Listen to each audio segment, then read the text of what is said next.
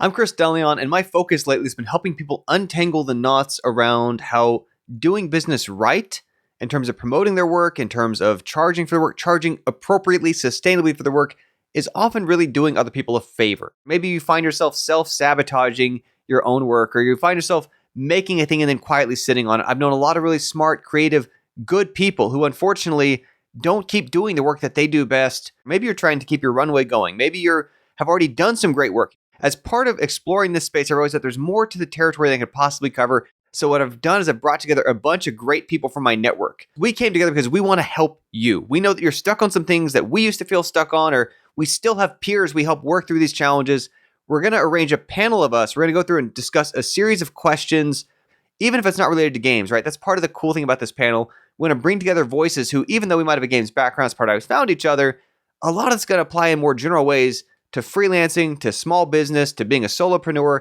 And a lot of it, especially when the holdups, especially the biggest challenges we have are internal, right? It's our psychology. It's the things we're not letting ourselves do, not giving ourselves a chance to. It's that didn't even get ourselves a try, right? It's not that we posted some content and it didn't work. It's that we didn't even post content. It's not that we tried to sell a thing and no one bought it. It's that we didn't even really get out there and sell with confidence.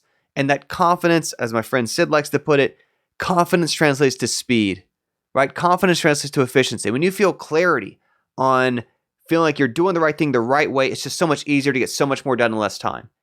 And so you're going to hear just some brief introductions as well as their kind of lens on this problem of doing business in a way that's more sustainable, that's more mindful, that's helping people that we're there to help. So the first person I want to introduce you to is Chase. And Chase, what I love about and impressed about him, I've known Chase for many years, worked together on a variety of things, is that every time I sign into LinkedIn, there is some sort of post about Chase has done something, guest spoke somewhere, was on a podcast, got featured, got an award, accepting it's just incredible how well he's navigated that space. So here's a bit about Chase, his background, what he does, and the kind of angle he takes. Hi, I'm Chase Paia. I'm a professional multi-award winning video game composer. I've been working in the industry for over a decade. I also do live performances of my work live, and have had work performed by different orchestras. I've done about close to 55 talks in 2 years. People can help themselves with their own businesses to, number one, create their own opportunities. And this is going to branch into a small chapter of the book that I'm writing that I'm going to be finishing soon. Whereas, and I've been discussing this idea that the chapter is called Be Prepared to Play as Many RPGs at the Same Time, the visibility game. This is one of the hardest games you can play. You might as well play Dark Souls and Xenogears in the same day. But you have to be comfortable in terms of being comfortable with marketing, which I know a lot of people in the business are not comfortable with that. So with my press coverages and things, I'm usually thinking about leverage, and everything that you have is a stepping stone for another thing. So a podcast could lead to a job, which has for me, or a guest speaking opportunity. And then we go from there and to there and to there. Take a reflection of who you are as yourself, and then recognize what you're going to be doing with your business and put the brand of your company in the best light forward so you can have the trajectory and the step laddering things of leverage to get the awards with the coverage, with the work. One of the things that I think about mostly is negotiations, the amount for the budget that's allotted for the project to be able to make it substantial and sustainable for me to put into the time and the hard work that I put in for. And what I come across mostly is that there's been a bit of, I'm not sure if it's resistance, but I sense there's like a bit of fear. The tips that I would offer is I have everything mostly ready on the table in terms of, okay, this is what the rate is, then this is what we can do with that. Are you okay with that? Yes or no? If it's a no, but rather than no, thank you for your time, and we're going to move on to something else. Because I'm really someone who believes that the pie is for everyone, and there is enough to go around. And as long as you don't operate in fear, there is abundance. We're going to brainstorm. We're going to pull things apart. I'm going to ask a lot of questions that'll probably get you to get to the answer quicker than you would have by yourself. Working with me, mostly you'll be able to work through some of the things that I think are locked in your mind. And I'm really good at working with words that unlock worlds. Also want to introduce you to Anya. Anya I met years ago at Indicate E3, interviewing as part of the work that Anya was doing then. But she's got experience with crowdfunding, which because of that means visibility into a lot of different sizes and scales and shapes of creative businesses that fundraise without giving up creative control or without being derailed from the mission, but also figured out from that the promotion side, the strategy, the ways to make sure that they're leveraging that moment to get attention, to get coverage, to make their projects exist in reality they want them to. And Anya's just been all over the scene. Every time I'm at any kind of event, Anya's there. I see on posts, Anya's events I've never even heard of. So much networking experience, so many contacts and connections out there. Anya, tell us a bit about yourself and what you do. Hi, I'm Anya. I have been in the games industry 16 years. It'll be 17 years in 2025, which is next year. I got my start in the Flash gaming space at a little website you may know called addictinggames.com, where my job was to look for the games for the site. So I was basically a scout of Flash games, which is a pretty wild way to get into the industry. I then worked for Nickelodeon for a number of years, and when I realized that the corporate thing was not really my jam, I got a job at a little company called Kickstarter, where I was at Kickstarter for 6.5 years, and I worked in video games, tabletop games, LARPs, VR, you name it. If it came through Kickstarter, I was somehow involved in it. My last 2 years there, I was the director of games, so I ran the games category. We raised over $1 billion for creators, which was a absolutely wild number to think about. And when I realized that I had just sort of my time at Kickstarter, it was time to come to an end.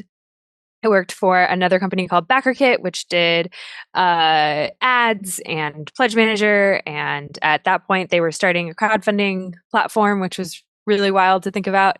And I left BackerKit in November of 2023 and went off on my own. So I have been a full-time freelancer myself working in games. And as a musician, that's a different life. That's a different story for another day.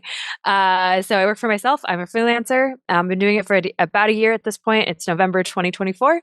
My specialties are obviously crowdfunding. I think that's what I'm most known for. But I think what people forget that I also have a long history in is licensing, business development, networking, community management, creative relations, just truly all of the soft skills that come with anything that you do in business. That's very much where I excel. But I think one of the things that sort of separates me apart from a lot of people is because I have a creative field outside of games with my music, I'm able to understand the creative process maybe a little bit too intimately sometimes. But sort of seeing what potential problems can arise and being a problem solver, because I'm not directly super hands-on involved in a lot of different processes, I might be able to come at it with a different angle and provide solutions that have been a little bit outside of the box. Now, another person that I knew I had to reach out to was Ryan. And Ryan, he's got these just really, really succinct, clear thinking posts about why and how freelancers are making some of the same kind of mistakes, or how what's missing between them and reaching the next level of being able to charge suitably for their work, of having the space for life balance. He's going to explain it so much better than me. Ryan, tell us a bit about what you do. Hey there, I'm Ryan Ike. I'm a composer primarily working in indie games. I've been freelancing in the game industry for over a decade, and in that time, I've learned a lot about what it takes to be self-employed in video games, but also what it takes to just be a freelancer in any creative field, because there's a lot of overlap for being an artist and working for yourself. I'm very passionate about helping artists start their freelancer careers or improve the ones they already have. And that's both whether they want to work in the game industry like me or already work in games, or whether they're pursuing some other creative field that can be writing, music, graphic design, etc. I tend to focus on three main areas when I give talks or work with prospective freelancers. The first one is networking. So that's meeting people, making friends in your space, and lining up sustainable work and keeping it lined up. Second one is running your own business. So that's things like contracts, taxes, and making sure that you're getting paid fairly for the work that you do. And then the third one that's actually just as important as those two is mindset. So that's things like work-life balance, the emotional obstacles of working for yourself, especially as an artist, and the issues of self-worth when you are your own boss trying to kind of make a living off of your art. I have run into many artists and musicians and various creative types who tend to have one of these big misconceptions. And these are some of the biggest things I want to help kind of clear up for people, because they're definitely all misconceptions that I have had in the past. And if I'm honest, still have sometimes. The first one of those being, a lot of people think it's okay to be underpaid for the work they're doing, because that's sort of the price of doing what you love. And that's not true. A lot of folks seem to think that working 80-hour work weeks or more is just what it takes to sustain a creative career, when in fact, that's completely unsustainable. And then a lot of people just tend to have this general assumption that they're the only people screwing up or the only ones who don't know what they're doing, when actually it's all of us. It's literally everybody. So good news, you're not alone in that. And that's what I want to kind of help uh, people, come to understand. So the bottom line for me is that I want creative people freelancing to be paid more, to work less, and to be happier while they do it. Julia is another person I was super excited to get involved in this. Julia and I did a panel some time ago about 2D game art, and it's partly because this game that Julia led, Crimson Diamond, is exactly the game that she wanted to make, and it took years, but she sustainably produced it. She promoted it consistently, built community around it. It's getting positive recognition. It is the dream, right? That there's a thing you want to exist in the world, a game as you want it to see that thing through. Just incredible story. Julia, tell us a bit about your lens. Hi, I'm Julia Minamata. I'm a solo indie game developer based in Toronto, and I released my game, The Crimson Diamond, in August 2024. It's a cozy text parser mystery adventure that I consistently promoted over a more than 6-year-long development time. Launching and developing a game takes a lot of hard work, but if you love what you're making, embrace the process, and share your experiences with others, the chances of you finding your audience will increase.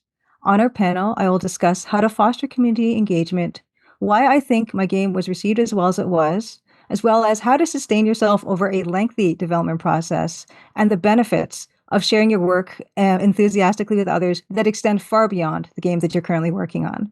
The game that you've made that you love becomes your portfolio and calling card and can open you up to all kinds of incredible work opportunities in the future.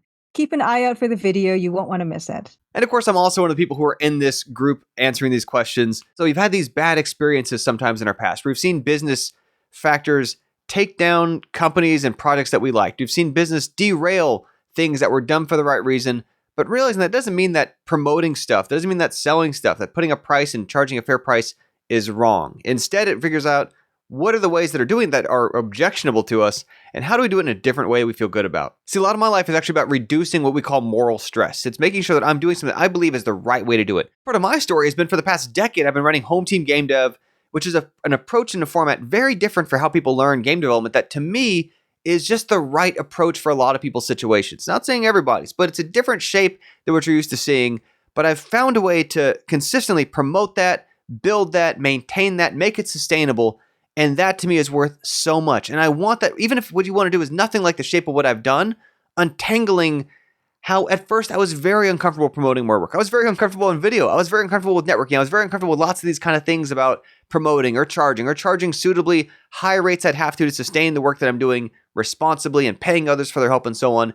That's what I'll help you untangle for your kind of work when I'm doing stuff with confidence, with my full self, and feel like I'm doing it with integrity of this is the best way I know how to do it.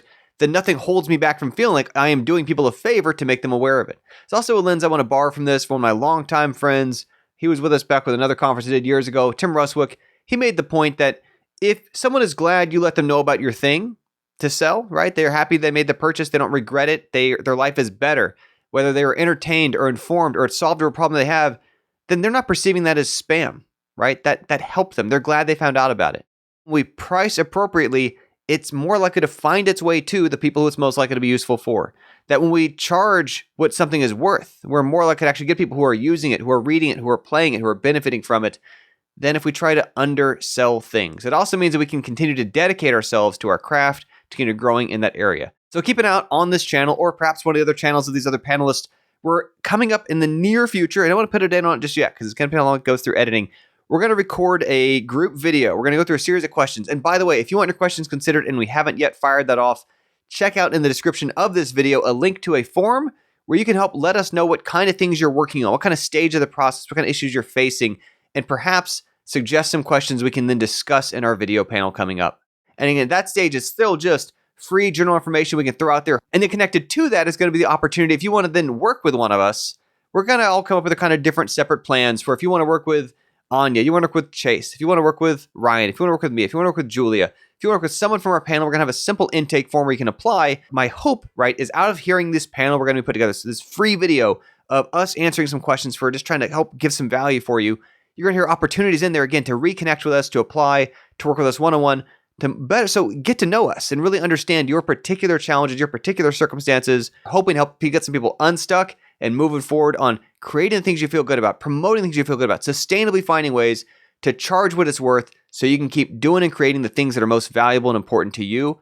And you might even think of it this way, right? If you are trying to get out there and promote your work, if you're trying to get there and sell work and increase your rates and so on, this is the kind of skill we want to help you untangle that can, in theory, hopefully be solved for the rest of your years, right? It's not like we're helping you fix this for one project or just right now. It is that for the rest of your life, we are trying to help you become better set up to do these things independently without our constant aid or help. We're trying to help you untie those knots. We're not doing it for you.